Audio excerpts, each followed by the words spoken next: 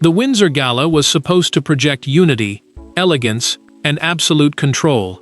Instead, one quiet leak from inside the palace shattered the evening's carefully polished image.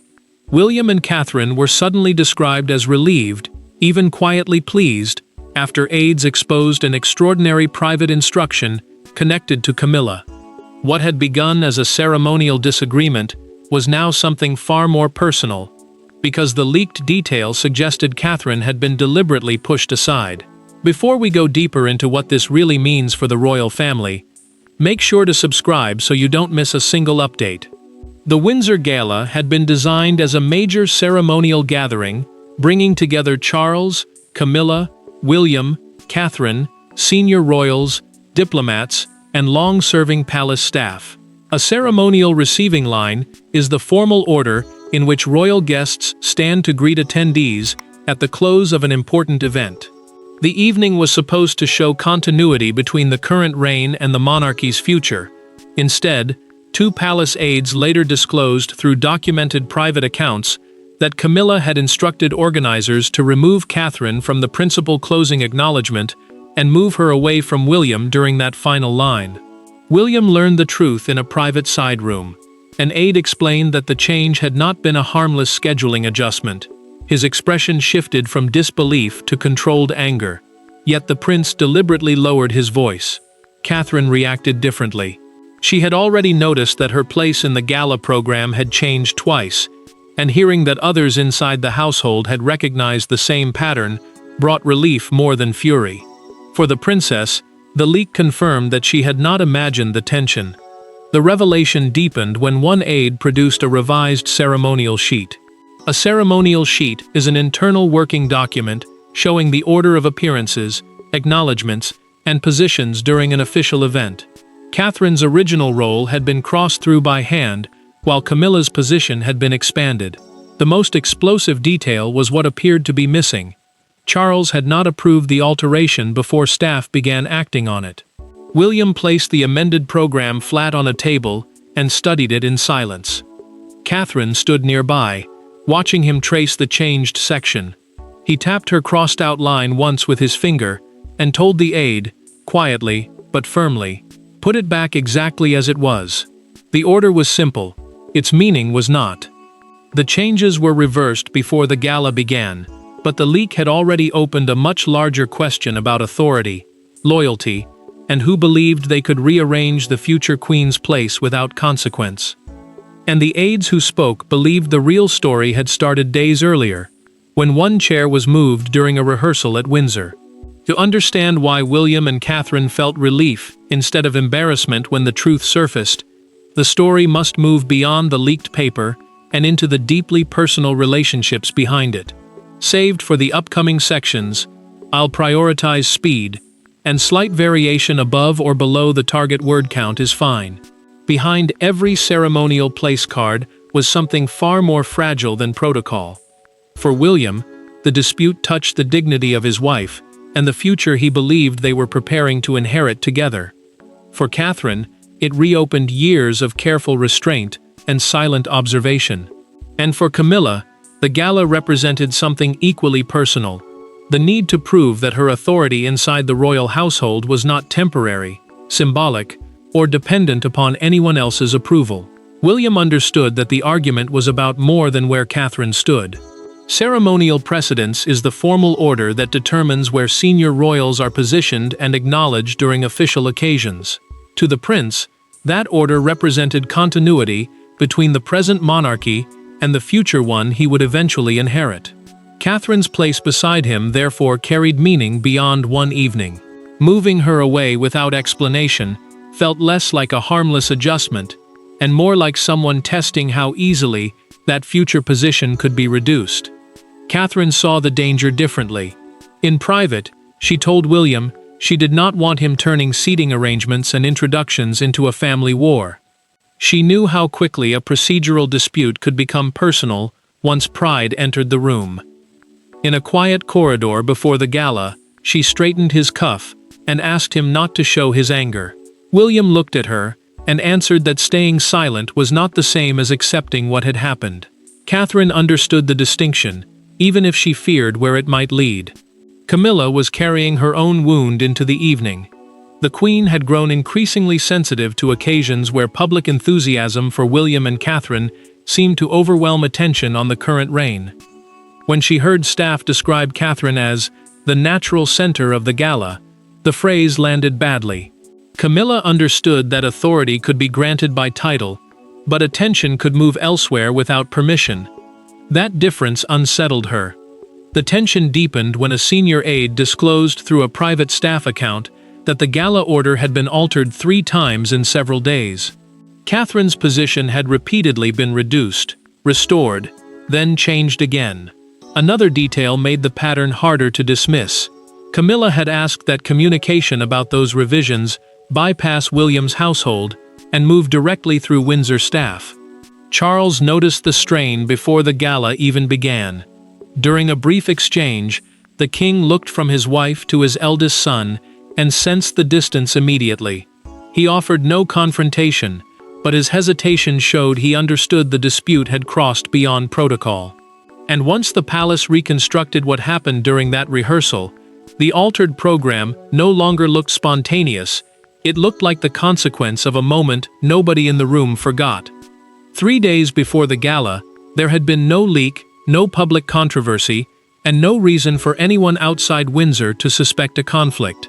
Then a rehearsal stopped over something almost absurdly small: Catherine's chair. Staff would later remember how quickly the temperature in the room seemed to change. One instruction was given, another was challenged, and within minutes, a disagreement over ceremonial positioning became the point of no return. Catherine entered the Windsor reception room expecting a routine rehearsal. A reception room is a formal space used for royal meetings, greetings, and ceremonial preparations. Staff were testing entrances, speaking order, dinner placement, and the final acknowledgement involving Charles, Camilla, William, and Catherine. The approved arrangement placed the princess beside her husband during the closing receiving line, with the couple acknowledged together, immediately after the king and queen. Nothing about it seemed controversial, until Camilla arrived and began studying the order. Camilla paused over Catherine's position and instructed an aide to move her chair several places down. She also asked for the closing order to be revised so that the Queen remained alone beside Charles before William was acknowledged separately. Catherine initially assumed the change was practical. Then she asked, calmly, whether her husband's position was also being altered. Camilla answered that the current reign must remain visually distinct from the next. The words landed harder than the chair move itself. Catherine understood immediately that this was not about spacing. William arrived moments later and saw the new arrangement. The prince did not confront Camilla at once. He turned to the protocol officer and asked who had authorized the change. A protocol officer is the official responsible for managing ceremonial order, precedence, and formal placement. For several uncomfortable seconds, nobody answered. That hesitation told William more than an explanation might have. Catherine broke the silence in her own way. She lifted her place card from the newly assigned chair, held it for several seconds, then returned it to the original position without raising her voice. She made no speech. Staff later described the moment through private accounts, saying Camilla viewed the gesture as a direct challenge, while Catherine believed she was simply restoring an arrangement that had already been approved. Camilla's frustration did not end when the rehearsal did. Soon afterward, an instruction circulated that future gala revisions, involving senior royals, should pass through her office before reaching William's team.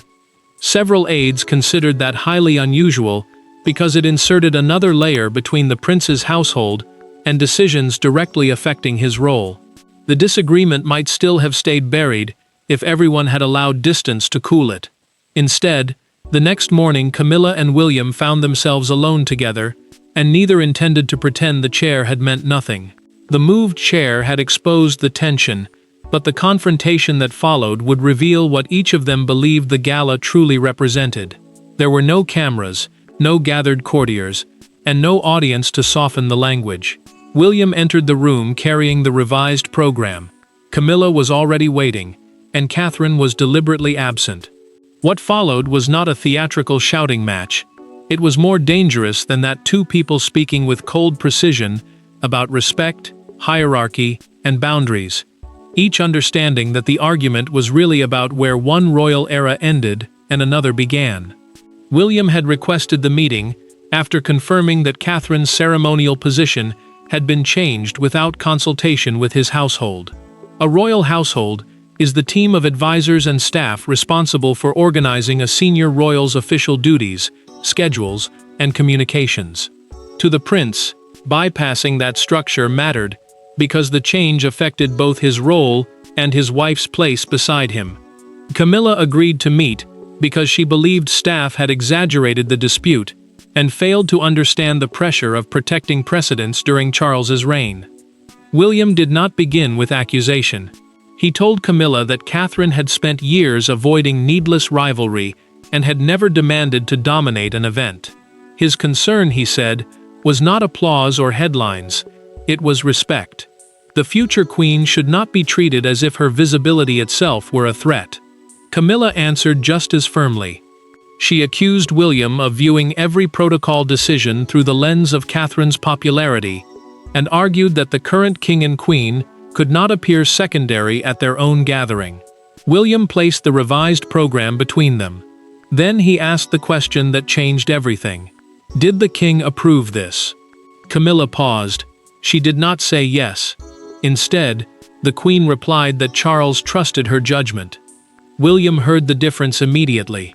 Approval and trust were not the same thing. For the first time, he understood that his father might never have personally ordered Catherine's reduced role. Camilla then exposed the fear beneath her decision. Senior aides had warned her that press coverage of the gala would likely focus overwhelmingly on William and Catherine, turning an evening intended to celebrate Charles's reign into what could look like a preview of the next one. The Queen believed she was defending the present. William saw something more troubling. William's anger cooled into disappointment. He told Camilla that trying to prevent the future from being visible only made the present look insecure. The words hit hard because neither of them could dismiss what they implied. If Charles had never approved the alterations, the palace now faced a choice: defend Camilla, reverse her instructions, or restrict who controlled future ceremonial planning. That decision would not belong to emotion alone, because behind the family argument stood a quieter machinery of private secretaries, protocol officers, and ultimately the king himself. Royal power rarely announces itself with a slammed door. More often, it appears in revised papers, redirected emails, and one signature placed in the correct box. After William's confrontation with Camilla, the palace faced a delicate question: who actually had the authority to change Catherine's position? The answer threatened to embarrass more than one person, because staff discovered that ceremonial influence and ceremonial authority were not the same thing. Charles still held the final say. Senior household officials could coordinate protocol, while individual royal offices could recommend adjustments. But once a major ceremonial arrangement had been approved, no single office was supposed to rewrite it alone. Protocol in this context means the formal rules governing order, placement, and recognition during royal events. When staff reviewed the paperwork, they found that Catherine's original position beside William had already passed through the normal process. The altered version had come later. Charles was shown both programs. The king read the first, then the second, and instead of anger, exhaustion settled over him. The dispute had become deeply personal. Supporting Camilla without question risked humiliating his son. Correcting the change risked exposing his wife. Charles removed his glasses, placed them beside the documents, and turned to his private secretary. A private secretary is the senior advisor who helps manage the monarch's official business and communications. "Which version did I approve?" he asked. The answer came immediately: the original. Camilla learned that the two versions had been formally compared, and the knowledge stung. What she had viewed as a reasonable adjustment now looked, on paper, like an intervention made without final authority. The Queen had wanted to protect the ceremonial dominance of Charles's reign. Instead, the process made her position appear more vulnerable. because staff could now identify precisely where the approved order had been changed. Charles made the correction himself. He ordered the gala returned to its initial arrangement, restoring Catherine beside William and reinstating their joint acknowledgement. Then he added another safeguard. Any future ceremonial changes affecting the Prince and Princess of Wales would have to be shared with their household at the same time they were discussed elsewhere, preventing quiet revisions from moving forward unnoticed. William received the decision without celebration. He simply exhaled, looked toward Catherine, and told her the matter had been corrected. She answered with the same restraint that had carried her through the entire dispute. Relief was there, but so was caution. Because one problem remained. Camilla would now have to enter the gala knowing that staff understood exactly which instruction had been overturned, and some of those staff had already begun talking. By the time the Windsor doors opened for the gala, the program had been restored, but the private balance inside the family had already shifted. The gala went ahead exactly as planned, yet almost nothing felt normal to the people who knew what had happened behind the scenes. Catherine stood where the original program had placed her. William remained beside her. Charles followed the approved order. And Camilla, surrounded by ceremony and conversation, understood that the staff around her knew a private instruction had been reversed by the king before anyone outside Windsor had heard a single word. Catherine moved through the evening with outward calm, but the restored arrangement carried more weight than any ordinary place in a receiving line. A receiving sequence is the formal order in which senior royals greet and acknowledge guests at the close of an event. Most diplomats and invited guests knew nothing about the internal dispute, so the gala appeared smooth from the outside. Staff knew differently. They watched every transition more carefully, aware that one wrong adjustment could reopen a conflict nobody wanted exposed. Camilla felt that pressure most sharply. The Queen noticed aides checking the printed order with unusual care, and began to read their caution as doubt in her office. The reversal had embarrassed her because it proved that influence did not equal final authority. Catherine, by contrast, felt relief mixed with discomfort. She had never wanted to demand public vindication, and the fact that Charles restored the arrangement without forcing her to fight for it allowed the princess to keep her dignity without turning the evening into a personal triumph. Catherine heard her name during the closing acknowledgement, exactly where it had appeared in the original program. William turned briefly toward her. She gave him the smallest smile, before facing forward again. The prince understood what that expression meant. Relief, not victory. Camilla heard the same announcement and tightened her grip around the stem of her glass. Charles noticed the gesture, but the king chose not to intervene. Two aides compared the documents after the gala ended. Through later private accounts, they concluded that the altered schedule could not reasonably be dismissed as a printing error because the changes had been deliberate and repeated. One of them eventually carried the story beyond the immediate household circle, including the crucial detail that Charles had personally restored Catherine's place. Camilla withdrew earlier than usual after the event. She removed her jewelry, dismissed an attendant, and sat alone after the door closed, absorbing how quickly one ceremonial decision had become a measure of trust. The gala had produced a winner in protocol, but William and Catherine were about to decide whether victory itself was the wrong way to understand what had happened. After the noise of the gala faded, William and Catherine were finally alone. No aides, no revised programs, no question of precedence. For the first time since the dispute began, they could speak without calculating how every sentence might be repeated elsewhere. William was still angry, but Catherine saw something more dangerous than anger taking shape: the temptation to treat every future disagreement as a battle that had to be won. William had at least received one form of reassurance from the leak. Staff had been uncomfortable with the effort to reduce Catherine's role, which meant he had not exaggerated the seriousness of what happened. A royal household is the team that manages a senior royal's duties, schedules, and official arrangements, and from now on the prince wanted his own staff informed immediately about any change affecting either of them. Catherine agreed with the need for clarity. What worried her was what would happen if the leak escaped Windsor and became a public story about two royal couples fighting over the future. William admitted he regretted not stepping in sooner during the rehearsal. He believed those first moments of silence had left Catherine carrying the tension alone, while everyone waited to see whether the change would stand. The prince had wanted to avoid making a scene. Now he wondered whether restraint had simply made the pressure heavier for his wife. Catherine listened, then told him the answer was not to turn every disagreement into retaliation. Catherine made her position unmistakable. She did not want their future defined by humiliating Camilla. The princess understood that dignity could be protected without creating a permanent family war, and she refused to let one restored acknowledgement become a trophy.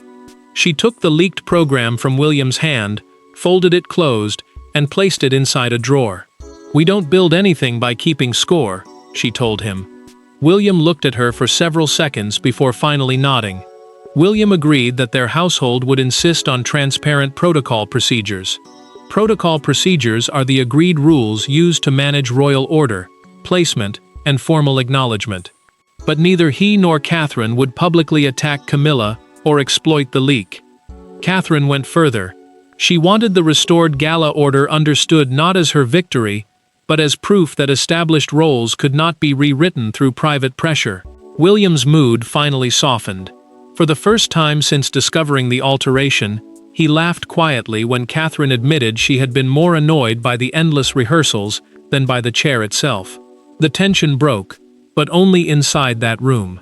William and Catherine had chosen not to escalate the conflict, but once the Windsor story reached the outside world, restraint inside the palace could no longer control the reaction beyond it. By morning, a private argument about one ceremonial role had become a public symbol of something much larger. Commentators dissected every phrase.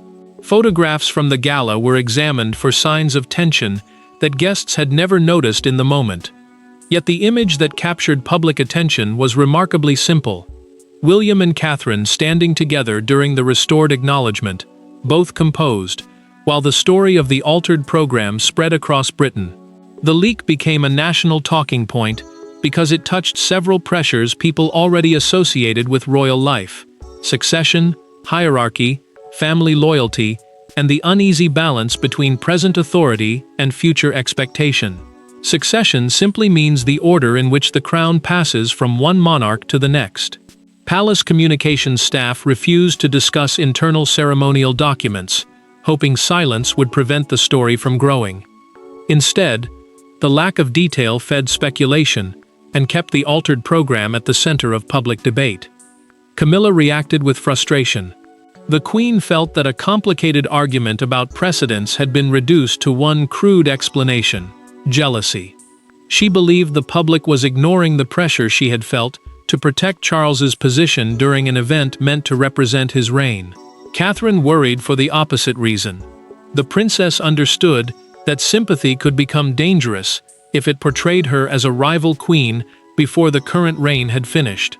William agreed. Neither wanted public affection turned into a weapon against Charles or Camilla. Then came the headline that pushed the story even further. A fictional morning newspaper printed 2 diagrams of the gala order beneath the words, "the line they tried to move." One showed Catherine beside William in the original arrangement. The other showed the revised position farther away. Beside them appeared a photograph of the couple leaving Windsor smiling, creating an uncomfortable contrast between private tension and public calm. An evening broadcaster captured the argument with an even sharper sentence: "This was never really about a chair. It was about whether the future can be pushed out of sight." The phrase spread quickly, yet public reaction took an unexpected turn. Many people focused less on condemning Camilla personally, and more on questioning how contradictory instructions had been allowed to circulate through the palace at all. Charles watched part of the coverage in silence. Before the television panel finished, the king switched it off and told an aide that the family would not answer the controversy through public argument. His decision was deliberate: no counterattack, no humiliation, no dramatic punishment. The headlines would fade, but what remained inside Windsor was far more consequential: a final understanding of who had gained trust, who had lost it, and why the gala could never again be dismissed as a minor protocol dispute. When the noise finally settled, Nobody had been removed from the family, no title had disappeared, and Windsor still looked exactly as it had before. Yet the monarchy had changed in one subtle but unmistakable way. Camilla had learned that informal influence could not override an approved royal structure without consequences. William and Catherine had learned that quiet resistance could be stronger than public confrontation, and Charles had been forced to draw a boundary. Charles left the original protocol procedure firmly in place. Major ceremonial changes affecting William and Catherine would now be circulated to both royal households rather than quietly redirected through one office. A royal protocol procedure is the agreed system used to manage formal positioning, precedence, and public acknowledgement during official events. The king understood why the rule mattered. The Windsor Gala had exposed how quickly unclear authority could become personal conflict, and he was determined not to allow the same confusion to return. William felt relief more than victory. The prince had never needed Camilla humiliated. What mattered was knowing Catherine would no longer have to wonder whether unexplained changes were happening beyond her knowledge. Catherine shared that feeling. The princess refused to treat the queen's embarrassment as something to celebrate. Her quiet happiness came from something simpler: consistency. She had protected her place without allowing resentment to define her. Camilla faced the hardest lesson. In a private exchange with Charles, she admitted that trying to control how the next generation appeared had only intensified the comparison she feared. The queen had wanted to secure the present reign. Instead, her intervention had made everyone look more closely at the future. Charles listened without condemnation, but the monarch made clear that personal influence could never again be allowed to distort formal responsibility. Weeks later, Camilla encountered Catherine beside a newly approved seating plan before another Windsor engagement. The queen paused, then said, "Everything is as agreed." Catherine looked at her and replied simply, "Good." Neither woman added anything else. They did not need to. The conflict had not created friendship, but it had created a boundary both now understood. Charles finally recognized that leadership required protecting two realities at once. His reign deserved dignity, and the reign that would follow deserved legitimacy. He did not choose his wife over his son, or his son over his wife. He chose a principle strong enough to contain both. The AIDS leak ultimately exposed the real weakness beneath the dispute: fear of being eclipsed. Once that fear became visible, much of its power disappeared. William and Catherine left the episode stronger because they chose dignity over retaliation. Camilla left it chastened because control had created the very scrutiny she feared. And Charles closed the dispute by making one principle unmistakable: the crown survives not by hiding the future, but by giving every generation its rightful place.